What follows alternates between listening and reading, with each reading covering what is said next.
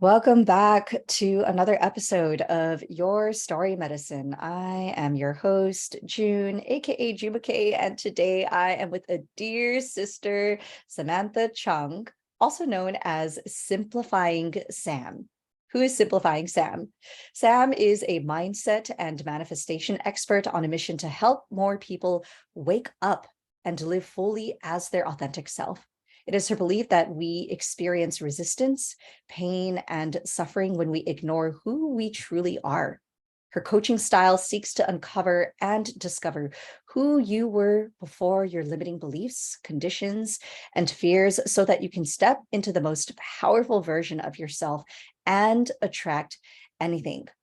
The work that she has transmitted into the social media realms have garnered, I believe, like millions of followers on TikTok. And full transparency, I am still not on TikTok. I feel like I'm like this baby elder, and TikTok is a whole nother realm. But I'm so grateful that the internet still was able to connect us. And actually, the first time we met was in New York, and it was just an immediate resonance, especially with another Asian sister who is on this path. And probably, I don't know how your parents feel about what you're doing, but I am so excited to dig in and just talk about the lives that we are creating and how this work is truly about healing the lineages before and after us. So, Samantha, welcome. First of all, I always like to ask, what is it that you're celebrating about yourself? Hi, June. Thank you so much. And thank you for reminding me of that memory of us meeting because, yes, I too, when I first met you, just thought, she's it. The first time I heard you give your poetry reading, I just thought she is so in alignment with herself, and I resonated with you quite immediately. But what I'm celebrating right now is for an entire month now, I have been feeling so deeply connected with my inner child. I have reconnected with dance and skating, roller skating. And these were such incredible joys in my life as a kid. And just like most adults on their way to adulthood, you just lose touch with it, right? Those things that brought you so much joy and even gave you community just fall away. And as we fearfully pursue like gold and accomplishments and all those things that we need to do to protect ourselves from the illusion, but reconnecting with these things has been just the greatest joy of my life the past month. And so my biggest celebration is not a monetary milestone or selling out a program. It's that I went to the skate rink and that I started a hip hop dance class, and I'm really stoked about it. Yes, adulting is a total myth. Okay, like A all of this, I feel myth. like, right? We're just. I feel like so much of this work is really about redefining work as play and Hmm. tapping back into that which we have left behind, which has been because of the ways the adults in our lives have felt the pressure to let go of that part of themselves. And so, Hmm. I mean, my prayer is that we never lose that sense of wonder and curiosity, and that I'm still a 60-year-old elder that's on her rollerblades going down the beach path. Okay. You totally will be, and I will as well. There was actually an older woman in the hip hop class last night, and I just was like, thank you for being such a paradigm breaker for me, because we really do need examples of people who can expand our worldview. Because even me at 30 years old, I thought I was too old to go back to dance, which is so stupid, right? Dance is not age specific, right? Dance is for babies, elders. Dance is in and of our spirit. It's what our soul loves to do, whether or not you have skills or technique, whether you're 50 or 5. And so reconnecting with that part of me has just really invigorated me and brought so much more passion and levity and play into my work. And yeah, I, like you, believe that we really need to integrate work and play rather than keeping them separate. I think that is a total illusion that was brought forth by the Industrial Revolution. It's like, okay, it's time to work, it's time to, make everything efficient, no time for leisure. And the change makers who I think are really making a difference, there is no separation between work and play. Like work is play, play is work. There is no division of labor and, funness. And so those are the people who are able to go and take themselves so much further because there isn't a restriction on their soul. There is expansion and everything feels joyful. And that vibration is just going to take you so much further. And so I've been having a lot more fun and creating a lot more wealth at the same time, which is pretty incredible. Well, let's go into that. But before we do, if you can define in your own words how you would describe your medicine outside of titles, what would you say? What would you say to someone when somebody asks, so what do you do for a living? It's so funny because you asked me earlier how, we are currently creating the lives for ourselves and how that can be very different from how previous generations have lived. And so it has been interesting trying to answer that question to people in my past. And my parents are totally on board now. They needed to see a little bit of the evidence. They were like, what's going on? But now they're really supportive. I need to see your bank account. Yeah. But it's really cute. Like even my mom says, like, I'm gonna manifest it. And it's just really adorable. They've really jumped on board. But my medicine is really helping people grow and expand their awareness.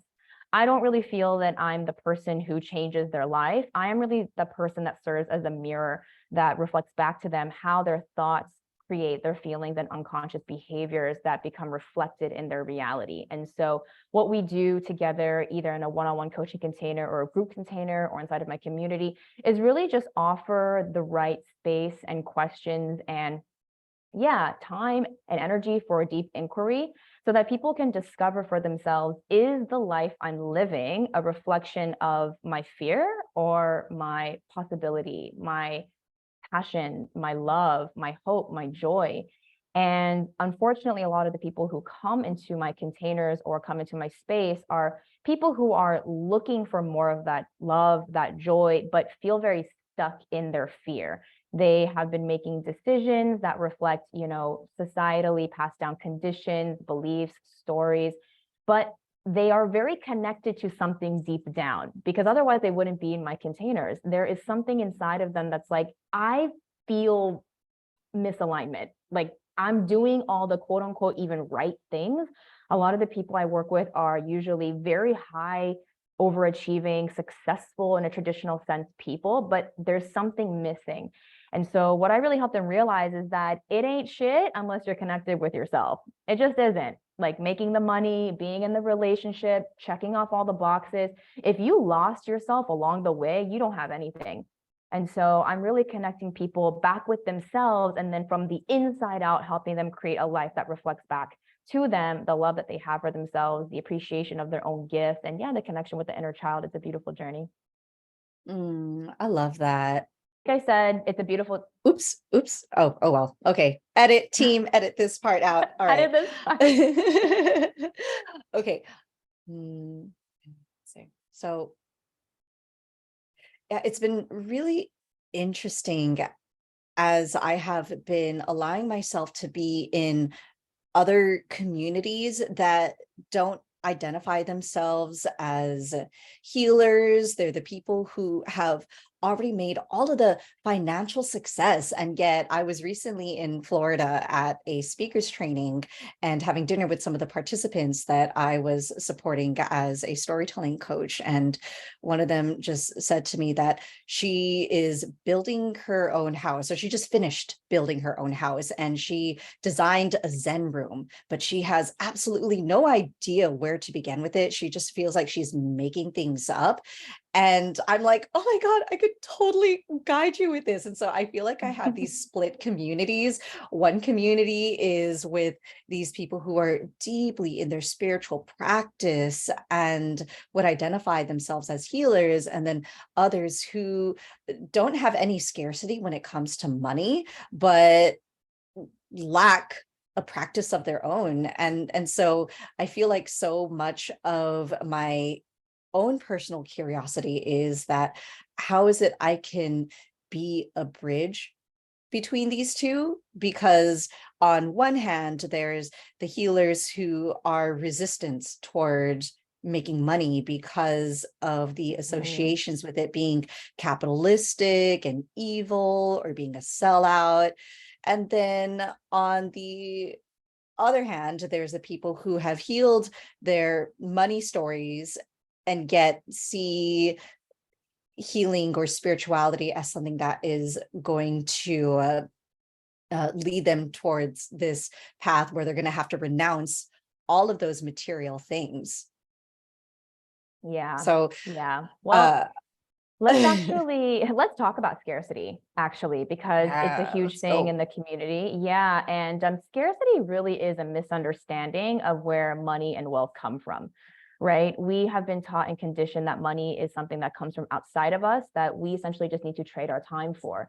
And that is really only about 150 years old. It was once again birthed by the Industrial Revolution. Before that, everyone was a sort of like merchant of their own kind, right? There was the shoe cobbler, the tailor, the glass blower. Everyone was actually valued for their gifts and was literally like a local entrepreneur in their own community until factories came in and took those tools away from those people and basically said, hey, we'll hire you and we'll trade you for your time rather than your skills. And so then that's where the hustling came from. Now, the more hours I make, the more money I'm worth. But scarcity is not understanding that money comes from ourselves, right? When we create something of value or when we exchange our time, which is something of value, we are exchanged money. And so money is not something that comes from the outside. It is literally birthed by and through us, right? Until I give my time or until I offer my skills, my resources, I can't exchange anything for money. And so the recognition of the value I have within me, the creative gifts, value offerings that I want to bring forth into the world, I can't actually make any money, right? And so the problem with people not embodying more of their wealth is really a conditioning flaw. People have been taught that they don't have value and that they need to become valuable, right? Whereas I feel that I'm really undoing that for my clients and I'm helping them understand, no, all of you have inherent gifts and value, but they have been shrouded in your conditioning and all the stories and beliefs and narratives about yourself that we need to release. Once we release that, we can connect you back to your joy. What was it? Was it writing? Was it painting? Was it music? Was it storytelling, theater? What the heck were you doing when you were 5, 6 years old in your living room when you were like, watch me, right? What was that?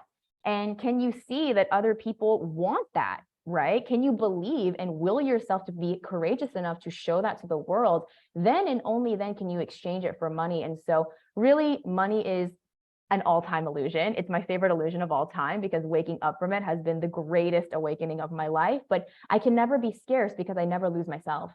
And for as long as I have myself, I always have access to money. I think that really we are all our own bank when we realize the inherent gifts and values we have within ourselves. And so I don't worry about where the money is or like when it's coming. I'm more like, when do I want to give life to an idea inside of me? And how will I create something that people will then exchange that, right? Because money is the legal tender. How can I make this a valuable, juicy offering so that people are like, yes, I want to exchange my monopoly money for that? And so then the money really just becomes an expression of my own inner abundance. It's the abundance comes first, and then the wealth in terms of monetary legal tender becomes manifest. And so yeah, a little bit on scarcity there. Oh, girl. Okay. And not only are you doing that for your clients, but you're doing it for your lineage. And this is why I say that all of our ancestors were entrepreneurial prior to the Yes. Industrial Revolution, prior to colonization, prior to other industries like the nonprofit industrial complex, prior to capitalism. And so when there are more of us, especially those of us that come from marginalized identities or communities, when there are more of us that awaken to the wealth that is already within, when we focus on how is it that I can be a solution to the problems that exist in the world by creating a physical manifestation of that, then that is how we actually divest away from capitalism. That is how we then become the very resources it is that we are praying for.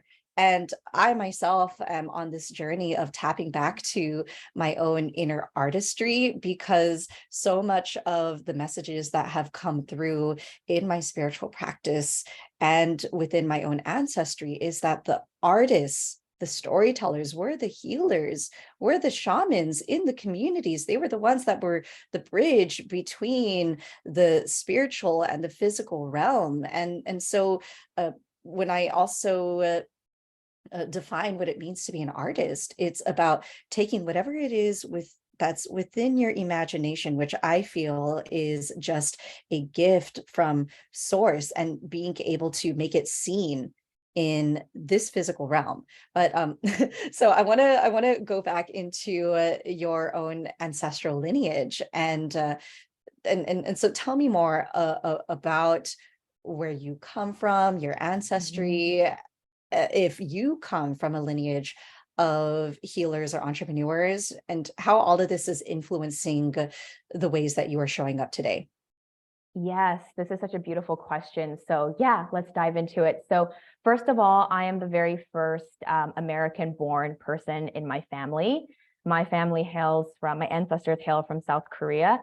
And it was interesting learning as I got older a little bit more about my ancestors, because I did become curious. I wasn't curious growing up. In fact, because I was American born and I was being raised in a very homogeneous white community. So there was a lot of ignorance of my own culture. I just kind of felt like it wasn't relevant or necessary. I needed to kind of assimilate to where I was. But as I got older, I did want to know more about my grandmother and great grandmother and all of this. And it was interesting learning that my grandmother was actually very entrepreneurial. I never really asked questions about her, but when she actually immigrated to the States, my mother was a teenager. She owns her own grocery store and she worked day in and day out. And so I ignored that or didn't know about that for a long time. The only example of a female that I really looked to was my mother, who fell within the housewife archetype.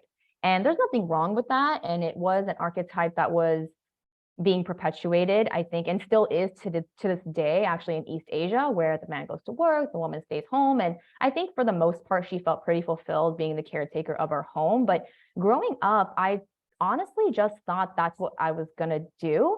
But I remember feeling a lot of resistance to that. I never really wanted to be a mom. I never had that bone in my body. But I thought that was just what I was meant to do. I had this belief being encoded throughout my childhood that a man was going to make money for me and that I was just going to exchange my home house making sort of labor in exchange for that. And so one of the biggest Unpaid blocks, labor, yes, unpaid labor, exactly. by the way. That's a Unpaid full-time labor. job. That's a full-time job, baby. But as I got older, I had to really undo that story and that conditioning that I wasn't meant to make money, because I was really coming up against an upper limit. And it was only by looking back into my past my mother, right? Looking and seeing my grandmother as an entrepreneur and asking about her mother and seeing that they were also very spiritual people, because I actually thought for the longest time that I was just the random woo-woo girl in my family and that no one else would understand, until I learned that my grandmother used to go to the temple all the time. My uncle was actually very ill and she didn't believe in like traditional medicine at the time. So she was working with an energy healer. I didn't know any of this until I started asking questions. And so, yes, I would say that actually I do hail from a long line of people who believe in energy work, women who are entrepreneurial. I've also asked my father a little bit about his side of the family, and I'm not sure how much actual truth there is to this, but he did tell me that his family came from sort of like the scholarly class of people in Korea. Like there was a lot of people who were known to be scholars or really like advice givers, and people would literally go to them and ask for advice. And so I find that very fitting now that I am someone who literally gives advice in the form of one-on-one coaching or group coaching, even in my podcast. And it's just cool to see that I'm like the modern day creation of all of their previous work. And something that really humbles me very easily, it's my automatic gratitude hack, is thinking of all the work that was done by my ancestors for me to be here now in this. And it almost makes me want to cry thinking about it. But I imagine them all here just being like, she's doing it. She's doing it. She's doing everything that we prepared her to do. And a lot of the things that they couldn't do as well, because I really believe that, we're so behind even as modern day women. Like things are not progressive enough for me, even at this time. But I think about my mother, my grandmother, and so on and so forth. And these are women who were so powerful and so magical, who were not ever able to really step into that safely. And so I really feel like the most powerful woman in my ancestral lineage. And I'm really proud to say that. And I just feel so much reverence for the people who came before me. And I even I took a Korean history class when I was in university, which is crazy because I didn't know anything before that. I never did a Google search. I really nothing at all. And it took me that class to open my eyes to the very realities that my living grandparents went through. I'm like, you guys lived through that, like Japanese occupation and all of these things. And so I've actually even reconnected with my grandfather. I've used my mom as a translator because my Korean's quite broken, but just to communicate to him, my grandmother's passed, but just to communicate to him that I am so grateful that you went through that and that you didn't give up and that you even saw opportunities by coming to America. These things are just so deeply humbling. I don't know what I would have done in those positions, but it really has helped me realize that I come from a family of very resilient people. And that has served me a lot in my journey, because there are times when I'm just like, I don't think I'm going to make it. I'm having a breakdown, right? And then I remember my ancestors, not in a shame-worthy, guilting way, because I do think Asian people do suffer from that. Modern day sisters like us, we're like, oh, well, like I didn't suffer as much as my grandparents, but it's not like that. It's more just, I just want to honor that, not to guilt myself, but to remind myself of the strength I do have within me. Ooh, yeah. And I feel like many of us hold on to this narrative that because our ancestors went through struggle, then there tends to be a guilt if we are choosing to pursue a life that is filled with more ease and joy. And so the ways that I have been tending to that narrative is actually my ancestors did not struggle so that I can also take that on. It is That's it. right? What a beautiful privilege it is for me to choose a different story for myself and for my lineage, and to embody that for this next generation, to let them know that they too have a choice. And I feel like one of the other conditionings that I am releasing as I am exploring what it means to actually be a woman and a boss is to not feel like it needs to be rigid, right? Like what does it feel like for me to still be able to lean into my softness and to trust that I don't have to hustle, I don't have to push. And that is going to come so much from being able to lean into, well, I want to be very mindful of using words like trust and surrender. But how is it that I can just be open to receive the abundance that is already available? And it's so easy to fall into the urgency and the scarcity because that is our conditioning, especially growing up Yeah. in a Western society. Yeah. I truly believe that we can't actually lean into that softness, right, until we learn to trust ourselves, because we have been conditioned to not trust ourselves, right? We learn to trust our actions and our hustle, right? If you do X, Y, Z, only then will you be able to secure such and such. And so that patterning, it still exists within me too. And I have to exercise awareness over it when it comes up, because I'll notice myself like, just kind of running around with my head cut off like a chicken. And I'm like, why am I going so fast? What is Yeah. the rush? And then I ask myself why, usually about 4 to 6 times, to really get to the root of what is actually motivating this behavior. Because that's the thing. I'm not trying to always change my actions, because sometimes the actions are good. I just want to know what the motivating energy behind the action is, right? going to work out is neutral, but am I going because I'm scared and I'm not feeling worthy and I need to change myself in order to be accepted? Or am I going because I genuinely want to move my body? It feels healthy. I want to circulate the blood. I want to raise my energy, right? So sometimes I'm doing that with work or even working out, like I just mentioned, and then I'll notice that hustle energy. And so I'll have to just get quiet and ask myself, who is doing this right now? Is it, Mm. my fearful self, or is it my safe, trusting, loving self? Is this a loving action? Is this a non-loving action? Usually that question reveals to me quite quickly where the energy is.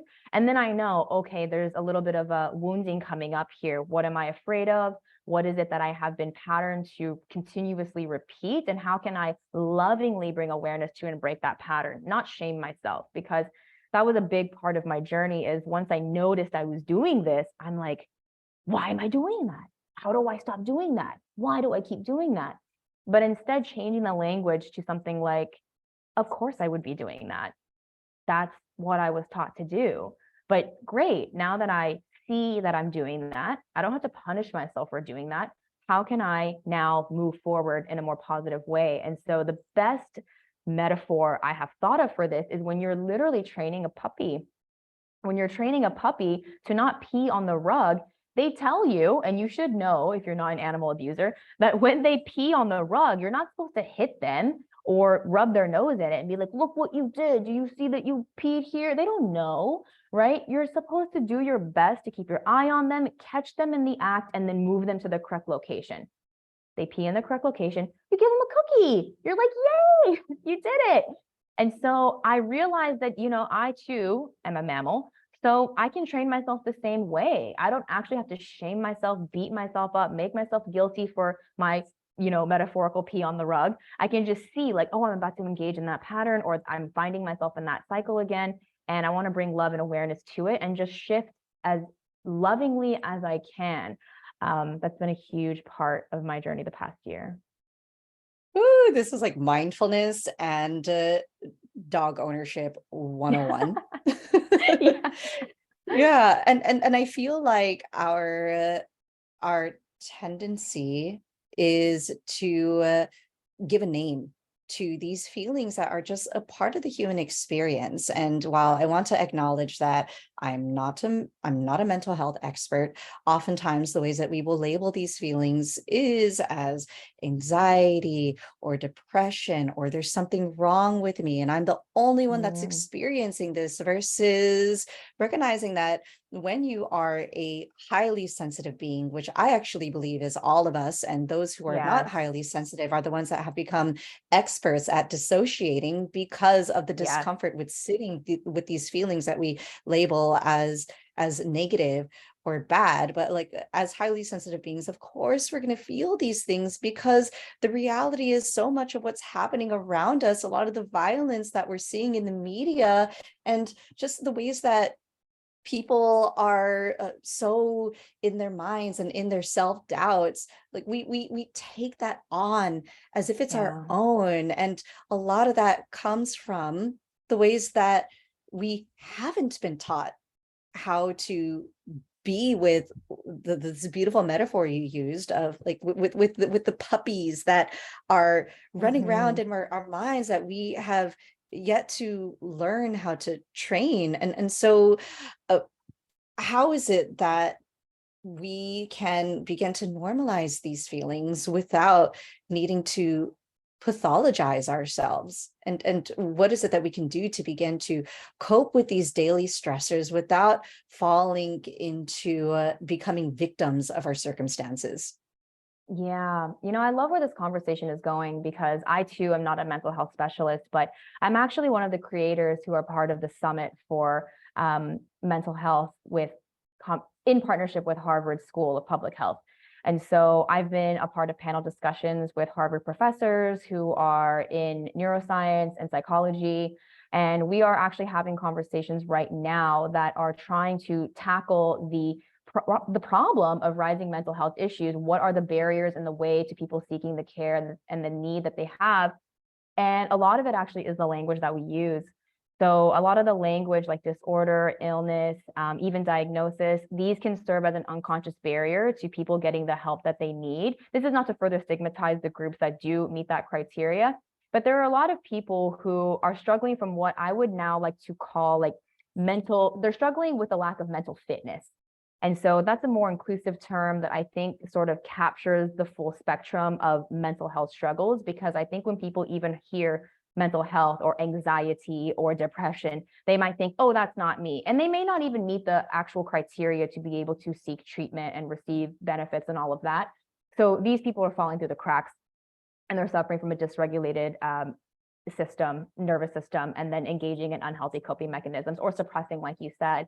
And so when we refer to it as mental fitness, just like physical fitness, it's something that takes work, effort, and desire to want to develop. And it also takes maintenance, right? When we become physically fit, we don't just get there and then stop, right? There is a level of intention and maintenance that goes into that, not because we need to punish ourselves into being a certain shape or size, but just like with our mental fitness, this is what helps me function in my daily life best. It's what helps me tackle difficulties in my life or inconsistencies, anything that I'm triggered by, with more awareness.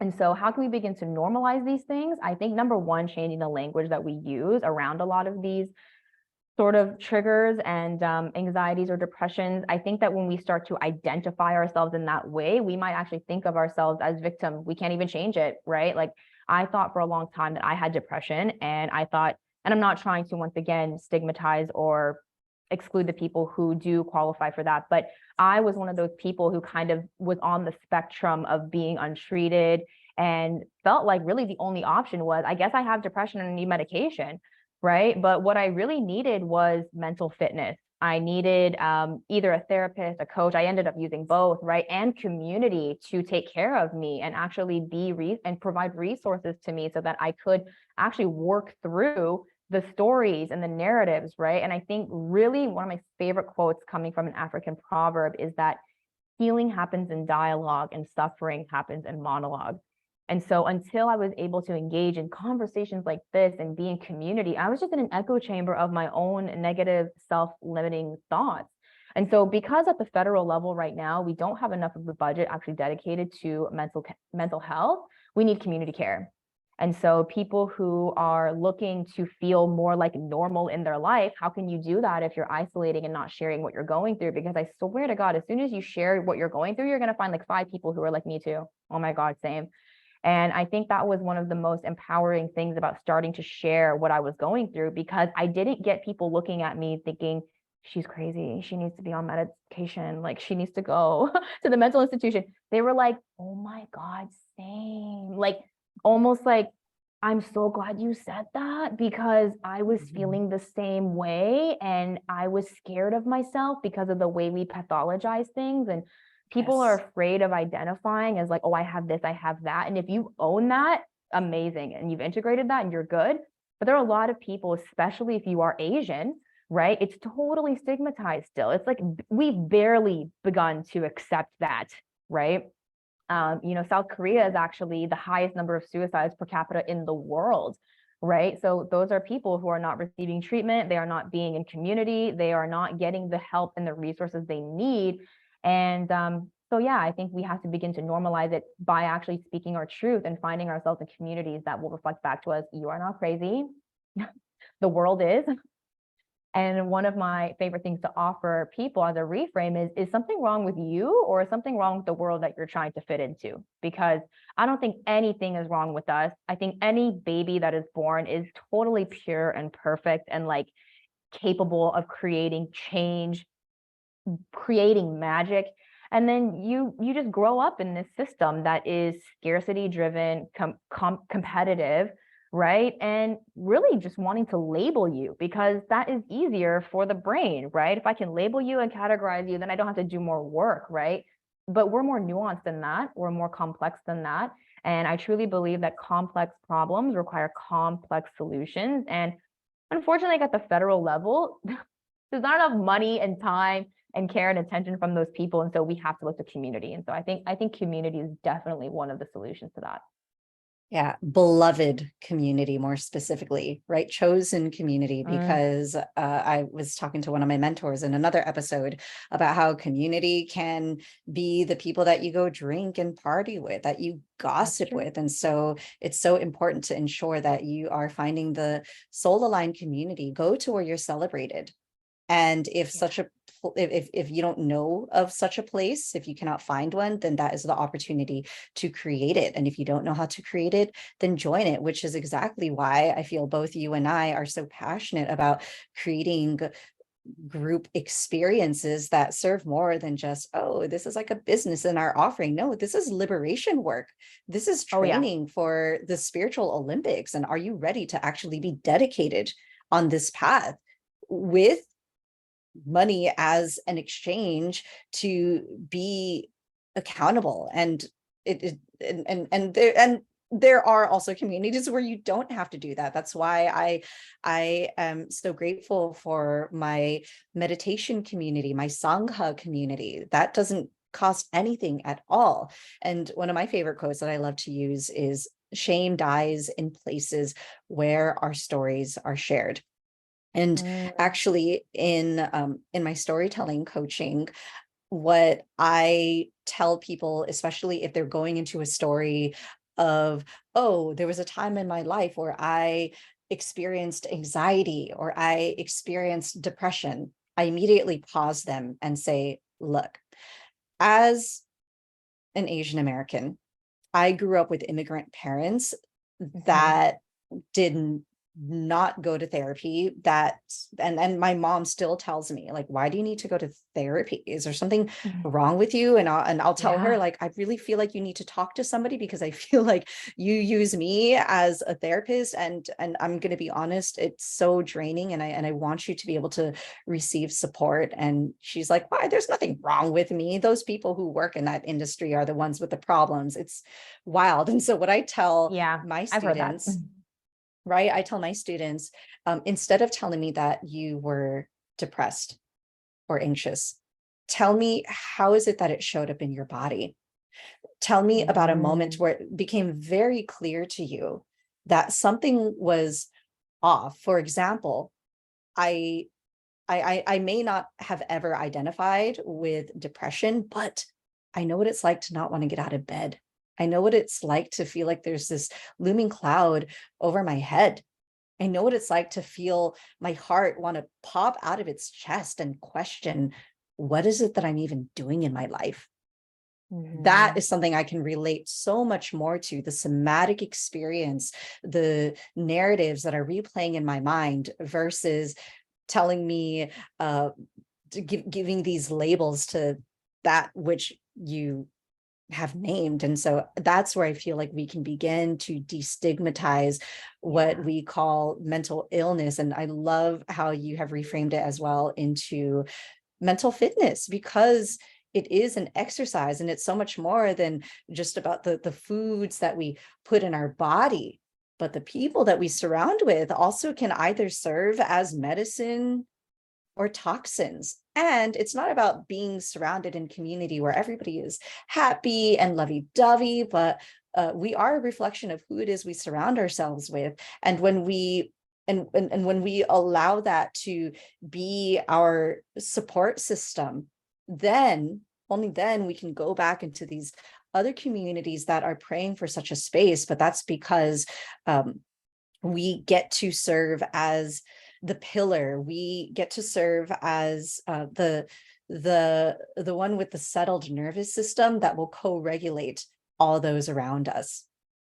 And so Mhm. what I also wanted to explore is, so you identify as a manifestation coach, which is very woo woo, and it could sound very spiritually bypassy. Oh, you just think about it and then it will happen, right? And then we run the risk of, we see this a lot in our industry as coaches, gaslighting our clients or our Mm, community into believing that what they're experiencing, their blockages, are a mindset issue. And so how is it that you would define manifestation, and what are some things that you would share with folks who are who have been struggling with this and be like, you know what, it doesn't work. I've been thinking about it, I've been praying about it, but still everything that I have written down on my for my intentions or put on my vision board still hasn't come true.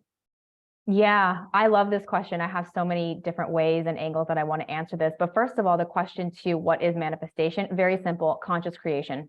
That's it. Right? It's not magic. It's not, I mean, it is magic because creation is magic, but it's not actually that woo-woo. It is actually taking a process that's already happening unconsciously without your awareness and really going into the driver's seat. So it's almost like you're in the passenger seat right now if you're not consciously manifesting, and things are just happening. And some things you might like and prefer, and some things you might not like and be blaming yourself or the environment for those things. When you begin to manifest or consciously create, you take ownership of that process and move over into the driver's seat. And you're like, wait, what decisions am I making? What is motivating this decision, or what beliefs or stories is motivating this decision? And how are the actions I'm about to take or am taking in alignment with those thoughts and feelings? And how do I see those being reflected in my reality? And yes, one of the most common sort of counters I get to this is, well, this really blames the individual for their results. But I take a totally different approach. And given that you're also a storytelling coach, I wanted to say this about what you were mentioning before, that can you even tell a story without blaming yourself, right? Can you retell that story that you just told me about, oh, I experienced anxiety and depression, and take yourself out of it? What was actually happening, right? I was trying to conform to a system that didn't support me. There were no resources to manage my basic mental health needs. There was no community for me to safely share, right? So how can we start to see those things as problems, not ourselves? And so with regards to, well, what if I don't like what I've created? Is that my fault? No, because you were also conditioned in a society that installed the beliefs that are within you that are being reflected in your reality. Is it your fault, the beliefs that you currently hold? Absolutely not, right? If I am raised in, like, I don't know, I'm just going to think of a crazy example. If I was raised in a cannibalist tribe, would that be my fault that I was a cannibal? Something to think about, right? But I don't think it would be. I think I'm just a product of my tribe and my cultural conditioning, right?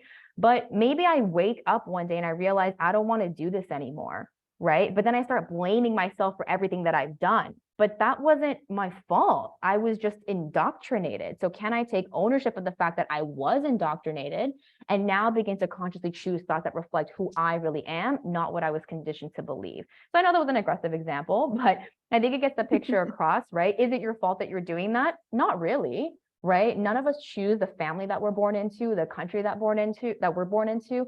And a lot of what I help my clients realize is, like, who are you before you become a person, right? Before you become conditioned to be a somebody, who are you without that?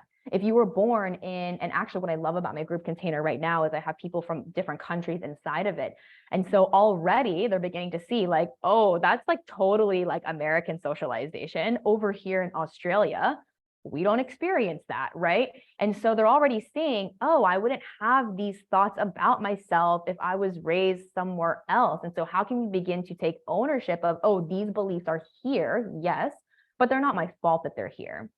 The only fault that falls upon the individual is when you become aware and then choose to ignore, right? I don't think that it's your fault before you become aware, right? We're all on that journey of waking up. But I think that's why once you wake up, you can't go back to sleep, right? Now you have to continue on the journey. And there are a lot of times, I think, on the spiritual journey too, where you're like, I want to go back to how it was, like when I was unaware, right? But you can't go back, right? There's only more expansion. And so we're just constantly like unfolding and releasing and peeling back the layers more and more and more, and finding out who are we, like I said, like you said at the beginning about me, who are we underneath all of those conditions and limiting beliefs? And you're just literally pure potential. Like there is nothing but infinite possibility that is available to you. And if you can't see and believe that, that is not your fault, because the culture, the society has conditioned you to believe that many things are not possible for you. And so you need expanders. You need to actually, like you said, find the right community. You need to be around the community that actually makes you believe, wait, is that possible for me? And so I think one of the biggest barriers to growth, whether it be spiritual growth or whatever, like even physical fitness, right, is who you're hanging out with, right? Who are the people in your circle, and are they reflecting back to you where you want to go or where you are? And that is really difficult because people want to grow, but you need a really good container to be able to sort of hold space for that growth. Because if you stay in the same container, the people in that container or that community, that space, are going to feel maybe threatened by your growth because they haven't done their inner work. And so one of the things that really mobilized me to get into a different circle of people that I trust was really very simple quote, which is that if you're the smartest one in the room, you're in the wrong room. And this is not to egoically say that I was smarter than everyone else. It's not that, but I figured I need to be the dumbest one in the room. And so I really mobilized myself to be around people. I used to be in real estate. And so I would just meet with top producing agents at the time because I was like, how do you get to $1 million? Like, how do you do that? And I started just asking those questions and having those conversations. And then suddenly I was in a group full of people where like my limiting belief was the outlier. Is like, what? Like, you don't think you can make six figures? You're crazy. You're crazy. And I was like, really? Like, I'm the crazy one? Because before in the previous group, when I'm saying, oh, it'd be cool if I can make 7 figures one day, everyone's like, what the fuck are you talking about? Like, you are crazy. And then all of a sudden, the tables totally turn. I'm in a different room. There's a different perspective here. Now, what I believe about myself is totally not meeting the standard within this room. And I use that to my advantage, right? Because we are social animals. We want to belong. And I was not belonging with my limiting beliefs. Like, they were going to be like, get the fuck out if you can't believe you can make 6 figures. And I'm like, oh, okay, sorry. I'm going to do my mindset work and get to your level, right? And so, yes, who you surround yourself with is so important. And really, like, we are just a reflection of the people around us. We are constantly reflecting back to each other our beliefs. And so getting into a container or a community or a group full of people who are just going to reflect back to you your highest, and that's what I aim to do in my containers, it's literally a recipe for growth. It's like you cannot stay the same because there is so many potential doorways for you to walk through, right? There's so much guidance, there's so much reverence for where you're at, but there is no tolerance for where you want to stay. It's like, if you want to stay, don't invest here, don't come here, right? We're only trying to grow. And I think that if you want to stay in your previous containers, your previous circles, you need to ask yourself what's motivating that decision, right? Because in most cases, it's fear. Oh my gosh, like, I'm going to be alone. I'm not going to have friends anymore. And that's a really real fear. And I do want to honor that. But what I have learned on my journey is that every single time I experience a absence of some sort, there's like a space, that's an amazing time prior to when something greater fills that space. It just, as soon as I started seeing everything in terms of energy, I'm like, okay, this feels not great and it feels like there's something missing, but that is creating a container for something to come right through. And it's exciting. You can get excited about that time and start to actually rewire your brain to see those times as actually like, yes, something new is going to come in, not, oh my God, I just am losing everything. I love that so much, Sam. When I first started my own journey, it was actually during my Saturn return, 29 years old, where I had Survived that just, one. you know, yeah, and then some retrograde is going to happen, and then Jesus year and something in the cosmos, and it's just like learning how to practice observation and equanimity and not getting attached to the victim narratives and not trying to make meaning out of everything either, right? Which tends to be a habit. But 29 years old, I had just lost my job, and I was a community organizer. Like, one of the things that's very that is a narrative, especially in the communities that I was part of, primarily social justice, was priding in being married to the struggle. And I was all like, it doesn't make sense that we are advocating for fair and equitable housing when the people who are at the front lines of this have no idea how they're even going to pay next month's rent. And I know that that is a real challenge for so many people. And yet here I am with so many more privileges than a lot of other people. As much as I can identify with the very things that that may easily turn me into a victim, being a woman, being a person of color, like so many liners, versus like, wow, I have my body, I have my breath, I'm educated, I can speak English, I can do so much with the power and the privilege that I have without feeling like I'm exploiting others along the way. And so then it required a radical shift in the circles that I was a part of. And that year is when I invested in my first coaching programs. I was in the room with Lisa Nichols. I was the Mm-hmm. youngest one. And if you don't know who Lisa Nichols is, she's in the documentary The Secret. She's like the face of the law of attraction, which, I don't know if we'll have time to talk about that today, but but anyways, I was in the room as the youngest one, the cash poorest one. I was the angriest, and I was the only Asian person. And I was like, what the fuck am I doing here? I do not belong. Everybody in the room was like 6, 7 figure earners. And I was like, they're gonna find me out. I just don't belong. And then 3 years later, I'm in that category. And I'm like, looking back, like, how did that happen?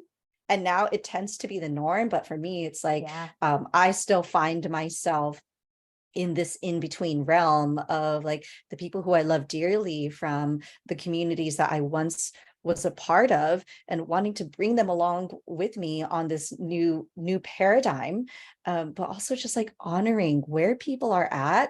And like you were saying, like not making money the motivating factor, but just seeing it as a tool so that we can invest in the experiences that allow us to continue to stay in this resonance. So love how you said that. I want to know, uh, what is it that you have been doing to just stay grounded on this earth? Like, where is it that you, and actually, I was curious, like, where is it that you get a lot of your messages from? Your education? Harvard invited you to be an expert on this panel, and you got to skip the steps of needing to go through the institutions. Yeah. But Didn't even yeah, have to go how is it? there. Yeah. So what is it that you do to stay grounded? Because I love how on your journey, you still share the contractions that arise. You're very transparent about that, which is why so many people can relate to you. And then also, what is it that you've had to learn to release? Mm. What has kept me grounded is actually some of those contractions, right? Because they can be very humbling, the spiritual bitch slap, as I call it, right? Because you can be on your high flying disc and just thinking you're totally untouchable. And then, like, womb, like limiting belief will just come right in, like old story comes right in, like old trigger. And you're like, oh shit, right? Your ego will think I've dealt with this. And then you get to really confront that part of yourself that's still there, and it's not there to be banished, but is there to see, like, can you love me? Like, can you practice what you've learned now? It's almost like a practicum. I feel like, okay, like you learned your lesson, but like, show me that you can apply. Show me that you can apply. And so some of those contractions have kept me grounded, because I don't believe that I'm always going to feel this crazy alignment. Although right now I feel really lit up from the inside, I know that life is up and down. And so it's cool. And I know I'll experience that, and it will keep me humble, and it will keep me grounded and keep me in practice, right? Because it's almost like when you get really good, it's like you think you need to stop practicing, right? Even like in sports, it's like, I just won the gold medal. Like, why go to practice? It's like, no, you got to keep practicing so that you can get the gold medal again. And so those contractions have kept me grounded. And then the thing I noticed at the beginning of this year that had led to my ungrounding, because I was pretty jaded in January, February, I was crying like every day. And God, I just love that version of me now. But I wasn't talking to my friends. I don't know what was going on. I was just in my own head. And like I said earlier, that suffering was happening in my monologue. I was like not answering the phone. I wasn't reaching out. I was just really isolating. And I think a part of me probably needed that, and that's okay. But I have noticed that I feel the most myself when I've chatted with a close friend, when I'm in touch with my family. It's very simple. It's like just talking to the people I love and care about, which is all that really matters, right? What are we all working so hard for? Why do you need to make money? Why do you need to get promoted? Why all of this? And at the end of the day, it's so that you have more time to connect with loved ones, quote unquote, what matters.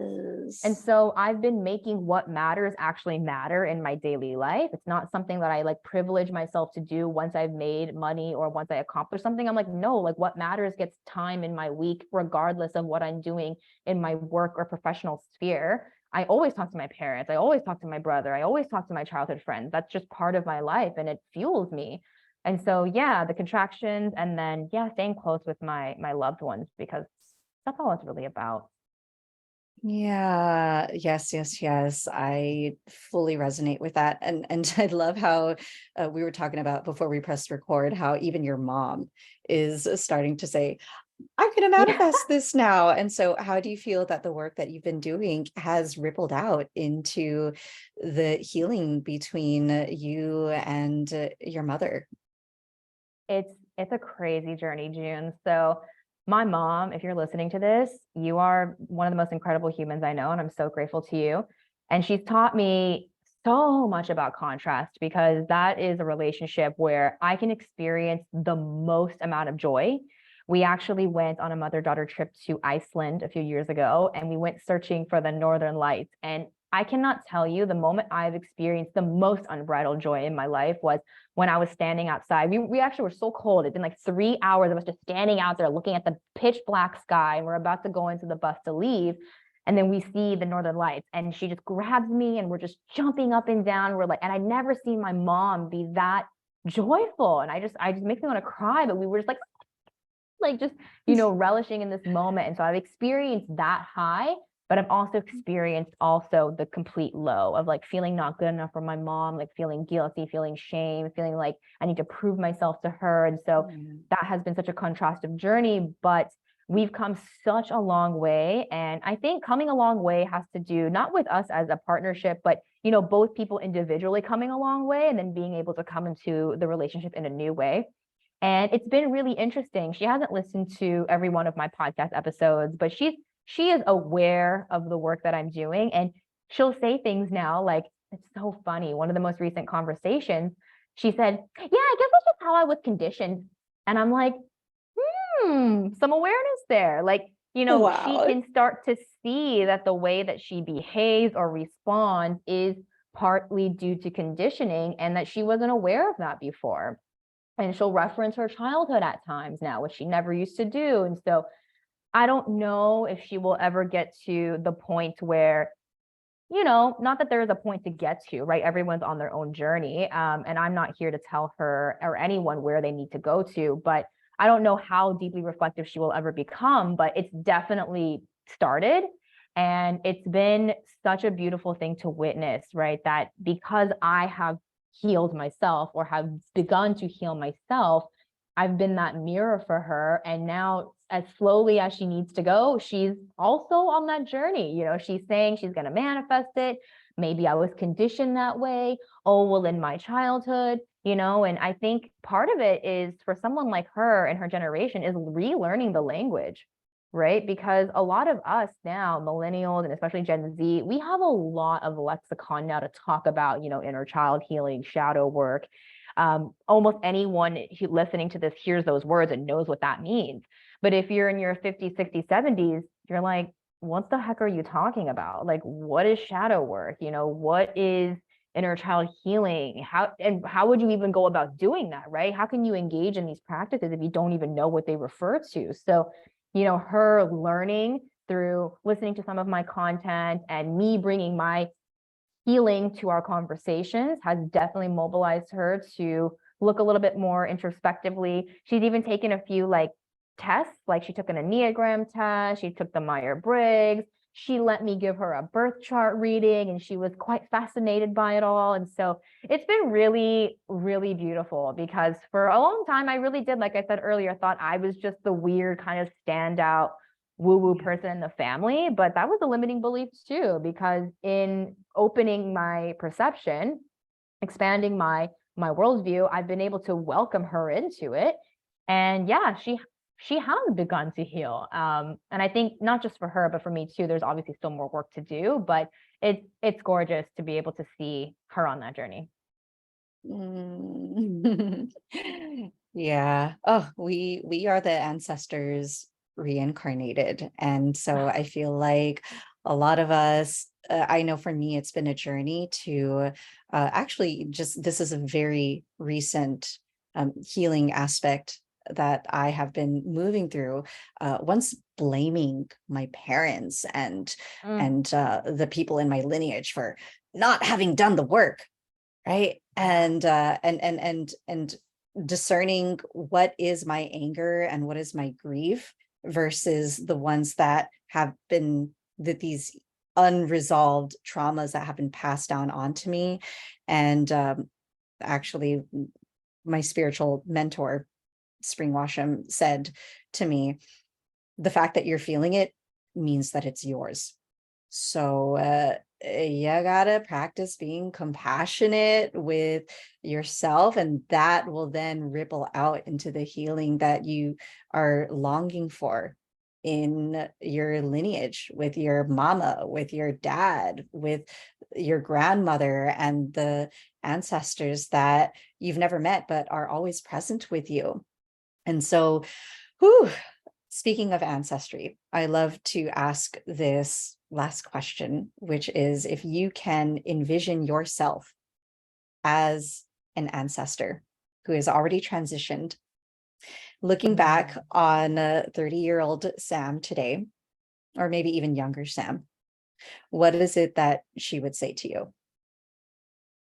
You are my wildest dreams. Yeah, you are my wildest dream come true, I think is what I would say. And so it is. Well, Sam, it's been so soul nourishing to have this conversation with you, to many, Mutual. many more to come.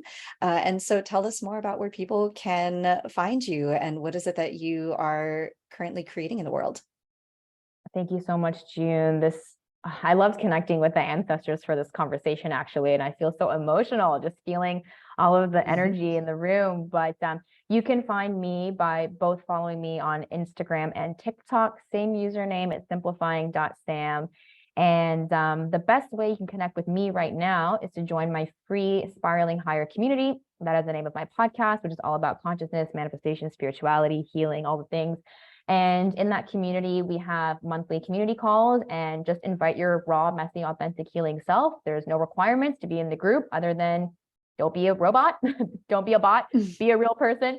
And yeah, in there we really just offer relatability and resources.